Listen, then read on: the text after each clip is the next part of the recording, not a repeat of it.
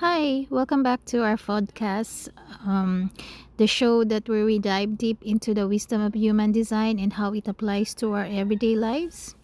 And today we're exploring one of the most dynamic and powerful energy types, the manifestor. Specifically, we're diving into manifestors and the workplace. What career suits them, what drains them, and how they can thrive without compromising their power. If you are a manifestor or no one, you're going to want to listen closely. So, what makes a manifestor unique? Manifestors make up about 9% of the population. They are here to initiate, they're not built to wait for permission.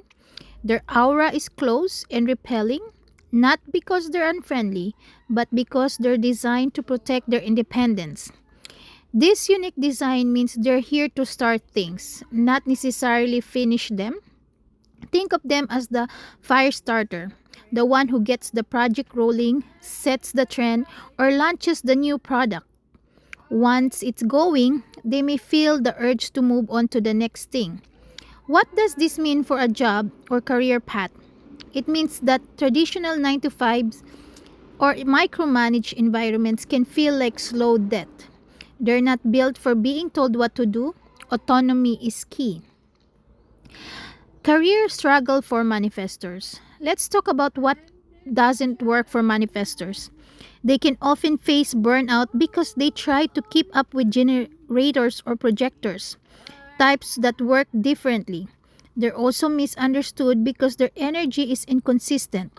When they're in a creative way, they are unstoppable, but when it's over, they need to rest.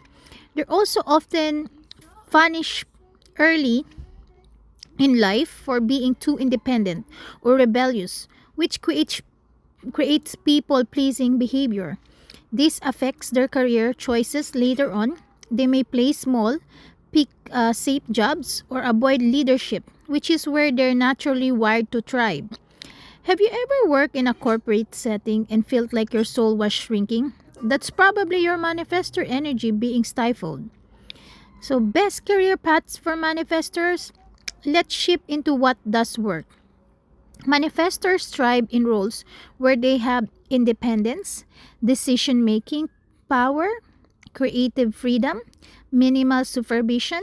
Some ideal careers include entrepreneurs and founders, artists, authors, filmmakers, consultants or freelancers, activists, revolutionaries, visionaries, public speakers, coaches, strategists. They don't need to work long hours. In fact, their impact can come from short bursts of powerful output, like launching a business idea or kickstarting a movement. Think of people like Maya Angelou, Frida Kahlo, or even Steve Jobs, all known as or suspected manifestors. They didn't follow a path, they created one.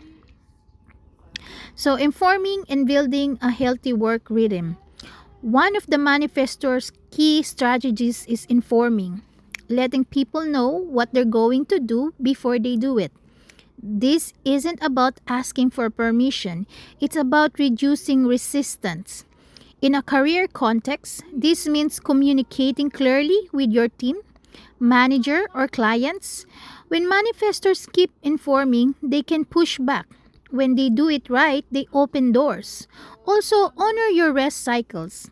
Manifestors aren't meant to hustle 24/7. Their energy comes in waves. After you initiate, allow space to retreat and recharge. This is where alignment and health is found. Real life stories and tips. Let's take a look at a few manifestors in real life. One of my clients, a manifestor, left a draining HR job to start a consulting agency.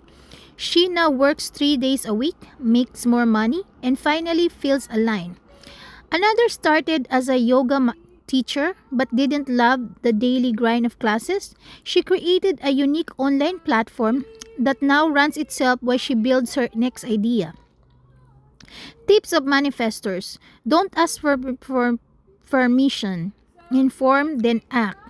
Choose freelance or leadership roles when possible. Honor your rest, it's productive. Hire support for follow through. Learn to say no. People will always want your energy. Um, and here's a list of ideal careers for manifestor in human design, roles that align with their need for independence, leadership, and creative initiation. Creative and visionary roles includes author, writer, poet, filmmaker, director, visual artist, painter, music producer, songwriter, fashion designer, inventor, innovator, entrepreneurial and leadership roles, business founder, CEO, startup creator, brand strategist, independent consultant, life or business coach, public speaker, independent and freelance work, freelancer, writing, design, tech, etc., remote contractor, private practitioner, therapist, astrologer, healer, creative director with autonomy, change making and advocacy roles, activist, advocate, political leader, nonprofit founder, cultural critic, thought leader, social media influencer with a strong personal voice, and specialized low supervision jobs, real estate investor or agent, high level strategist, solo podcaster, YouTuber, self published author, app or product developer. The key traits to look for in any career is freedom from micromanagement, ability to initiate projects, creative control or autonomy, flexible schedule and recycles. So manifestors, the message is this: you're not here to fit in. You're here to make waves. Your career should reflect your power, your independence, and your unique rhythm. Whether you're building your own brand, launching a company, or working a creative, your path is yours to lead. Thanks for tuning in. Don't forget to subscribe, leave a review, and share this episode with a manifestor who needs to hear it. Until next time, inform, initiate, and rest well.